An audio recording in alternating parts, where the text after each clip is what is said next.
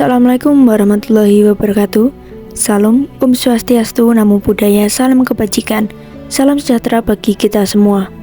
Kembali lagi di channel saya. Kali ini saya akan menceritakan sejarah pertempuran Ambarawa. Nah, di sini saya berada di Monumen Palagan Ambarawa. Monumen Palagan Ambarawa adalah monumen yang didirikan untuk mengenang peristiwa sejarah pertempuran Ambarawa sebagai simbol ketangguhan pasukan TKR atau Tentara Keamanan Rakyat melawan sekutu demi mempertahankan kemerdekaan. Nah, di monumen ini terdapat banyak senjata perang, baju-baju perang yang ada di sini dan cocok sekali untuk wisata edukasi bagi anak-anak maupun dewasa. Pertempuran Ambarawa. Pertempuran ini disebut juga sebagai Palagan Ambarawa yang terjadi pada tahun 1945. Pertempuran ini terjadi antara pemuda Indonesia di Ambarawa dengan sekutu Inggris. Pertempuran ini menjadi salah satu pertempuran besar yang ada di Indonesia dengan melibatkan banyak pihak. Lalu bagaimanakah kronologinya? Langsung saja ke ceritanya.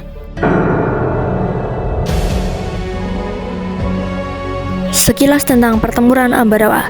Pertempuran Ambarawa terjadi pada tanggal 20 November sampai 15 Desember tahun 1945 antara pasukan Tentara Keamanan Rakyat atau TKR melawan tentara sekutu Inggris.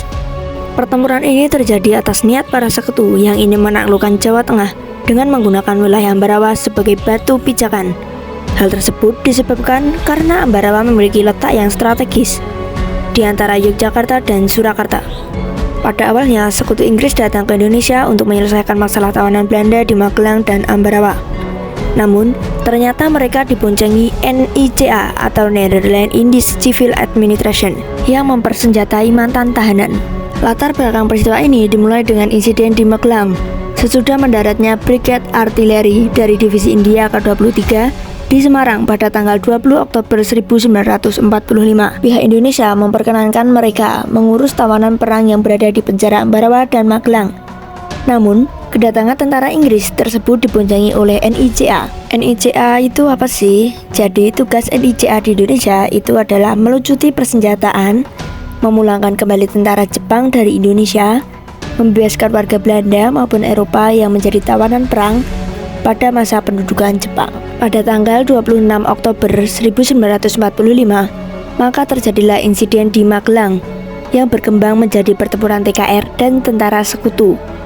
Insiden berhenti setelah kedatangan Presiden Soekarno dan Brigadir Jenderal Bethel di Magelang pada 2 November 1945. Mereka mengadakan perundingan gencatan senjata dan disepakati dengan pembuatan 12 pasal, yang diantaranya berisi sebagai berikut.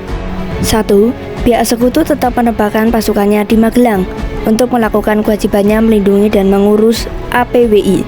2. Jalan Raya Magelang dan Ambarawa terbuka bagi lalu lintas Indonesia dan sekutu. 3. Sekutu tidak akan mengakui aktivitas NICA dalam badan-badan yang berada di bawahnya. Itu tadi 3 dari 12 pasal perundingan gencatan senjata. Ternyata kesepakatan yang berisi 12 pasal sebelumnya telah diingkari oleh pasukan sekutu. Sehingga pada tanggal 20 November 1945 di Ambarawa terjadi pertempuran antara pasukan TKR dipimpin oleh Mayor Sumarto dan tentara sekutu. Pada 21 November 1945, pasukan sekutu yang berada di Magelang ditarik ke Ambarawa. Namun, keesokan harinya pada 22 November 1945, pertempuran meletus dalam kota dan terjadi pengeboman pada kampung-kampung di Ambarawa. Pasukan sekutu Inggris kemudian terusir dari Banyu Biru pada 5 Desember 1945 yang menjadi garis pertahanan terdepan. Pada tanggal 12 Desember 1945 dini hari, pasukan TKR bergerak menuju sasaran masing-masing. Pasukan TKR berhasil mengepung musuh di dalam kota dan diketahui pertahanan musuh terkuat berada di Benteng Willem. Kota Ambarawa dikepung selama 4 hari 4 malam. dan musuh yang merasa terjepit berusaha keras melakukan pertempuran.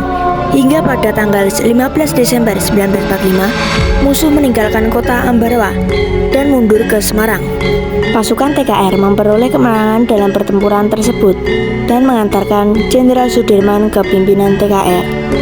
Nah, itu tadi adalah cerita singkat dari Perang Ambarawa atau Perang Palagan Ambarawa. Nah, dalam perang pasti ada dong tokoh. Nah, ini adalah tokoh dalam pertempuran Ambarawa. 1. Jenderal Sudirman. Di Perang Ambarawa, Jenderal Sudirman berperan sebagai panglima perang dengan mengajarkan taktik supit urang. Taktik ini menyerang lawan dengan kedua sisi, membuat lawan terjepit dan membuahkan hasil yang baik bagi TKR. 2. Gatot Subroto. Gatot Subroto menjadi pejuang militer Indonesia dalam peristiwa ini. Ia mengutamakan kondisi orang lain di sekitarnya serta para warga prajurit. 3. Letkol Isdiman. Letkol Isdiman gugur dalam menjalankan tugasnya sebagai seorang pemimpin. Ia adalah perwira TKR dan menjadi pemimpin pertempuran ini. 4. Surono Rakusadimejo. Surono menjabat sebagai kapten di bawah komandan Satuan Militer Letnan Kolonel Gatot Subroto. Ia juga pernah menjabat sebagai Menteri Koordinat Kesejahteraan Rakyat RI dan Menteri Koordinat Bidang Politik Keamanan RI. 5. Letkol Sarbini Martodiarjo. Letkol Sarbini adalah purnawirawan jenderal dan menjadi pemimpin pasukan Resimen Pusat Kedu untuk menyerang pasukan sekutu di Jambu. 6. GPH Jatikusumo. Jatikusumo menjabat sebagai komandan divisi 4. Ia memiliki misi untuk melacak dan mengepung pasukan asing dan menjadi pimpinan pasukan TKR yang dengan baik. Nah, itu tadi adalah tokoh-tokoh dalam pertempuran Ambarawa.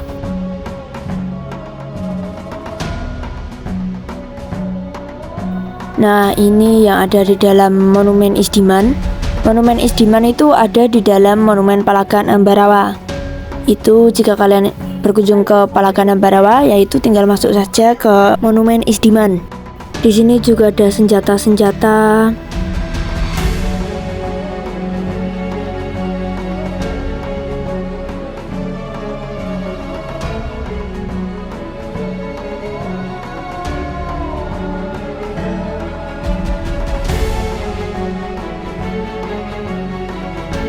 Ada juga duplikat pakaian perang.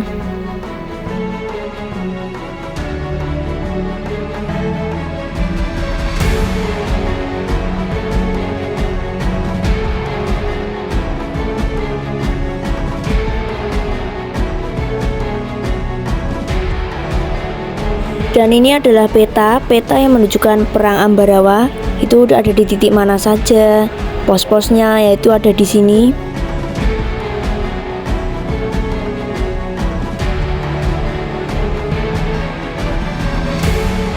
Ada juga kendaraan-kendaraan seperti kereta, truk, dan tank.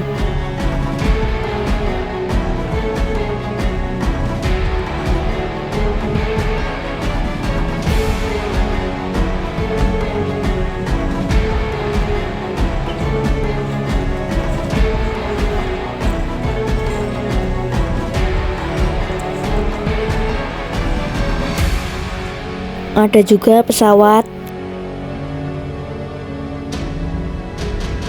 cocor merah dari Amerika Serikat dengan berat 7.000 kilo.